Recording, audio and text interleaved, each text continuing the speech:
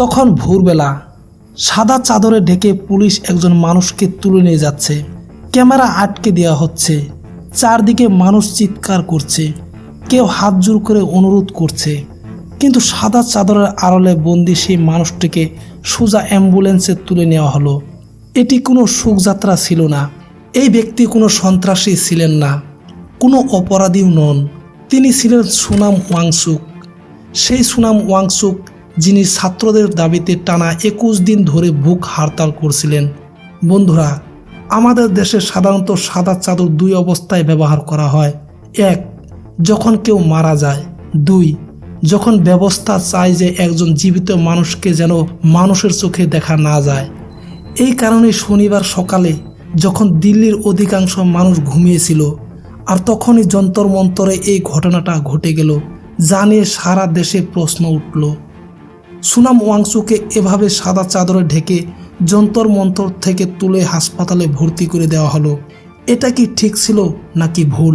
টানা 21 দিন ধরে তিনি শুধু পানি খেয়ে অনশন করেছিলেন।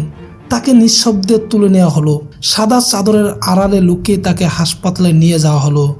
সবচেয়ে আশ্চর্যের বিষয় হলো যে মানুষের সঙ্গে কথা বলার জন্য সরকারের কাছে 5 মিনিট সময়ও ছিল না, তাকে তুলে নিতে 21তম দিনে শত শত পুলিশ, আধা সামরিক বাহিনী এবং 4 স্তরের ব্যারিকেড মোতায়েন করা হলো।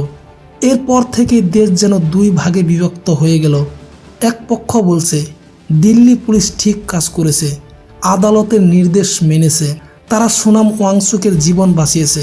এখন 20 তারিখে যন্তর মন্তর থেকে সংসদ পর্যন্ত আর কোনো বিশৃঙ্খলা হবে না, সুনাম ওয়াংচুক অন্তত বেঁচে থাকবেন। অন্যদিকে আরেকটি বড় অংশের মানুষ ক্ষুব্ধ। তাদের বক্তব্য, এটা কোনো গ্রেপ্তার নয়, এটা তো অপহরণের মতো ঘটনা। অনেকে বলেছেন ব্রিটিশ শাসনমলেও আন্দোলনকারীদের সঙ্গে আলোচনা করা হতো। মহাত্মা গান্ধীর অনশনকালে ব্রিটিশ সরকারও বহুবার সংলাপে বসেছিল। তাহলে আজকের সরকার কি ব্রিটিশদের থেকেও পিছিয়ে গেল? এই প্রশ্ন আজ অনেক মানুষের মনে, যারা রাজনীতি বুঝেন, যারা সকালে দুধ কিনতে বের হন, সন্ধ্যায় বাজারের দাম নিয়ে চিন্তা করেন, আর রাতে খবর দেখেন। এই ঘটনার পিছনের কাহিনী খুবই সরল।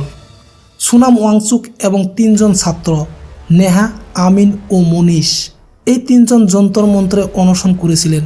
তাদের দাবি ছিল শিক্ষামন্ত্রীর পদত্যাগ এবং ভবিষ্যতে ছাত্রদের সঙ্গে এমন অবিচার যেন আর না হয়। তাদের অভিযোগ ছিল নিট পরীক্ষায় অনিয়ম হয়েছে। যদিও বিষয়টি আদালতে বিচারাধীন, তবুও কোনো আশ্বাস বা আলোচনার আগেই শনিবার সকাল 7টার দিকে পুলিশ হাইকোর্টের নির্দেশ নিয়ে আসে। সকাল 7:40 মধ্যেই সুনাম ওয়াংচুককে হাসপাতালে ভর্তি করা হয়। যে সরকারের কাছে আলোচনার জন্য 21 দিনও যথেষ্ট ছিল না, সেই সরকারের কাছে তাকে তুলে নিতে সময় লাগলো মাত্র 40 মিনিট। এটি কোনো আকস্মিক সিদ্ধান্ত ছিল না, বলা হচ্ছে পুরো ঘটনাটি পরিকল্পিতভাবেই করা হয়েছিল। সাদা পোশাকে পুলিশ আসে, বিষয়টি শুধু ঊর্ধ্বতম কর্মকর্তারাই জানতেন। অ্যাম্বুলেন্স যাওয়ার জন্য আগে থেকে রাস্তা ফাঁকা রাখা হয়েছিল, অর্থাৎ পুরো অভিযান কিভাবে হবে তা আগেই নির্ধারণ করা ছিল। ঠিক তেমনই আলোচনায় না বসার সিদ্ধান্ত যেন আগেই নেওয়া হয়েছিল।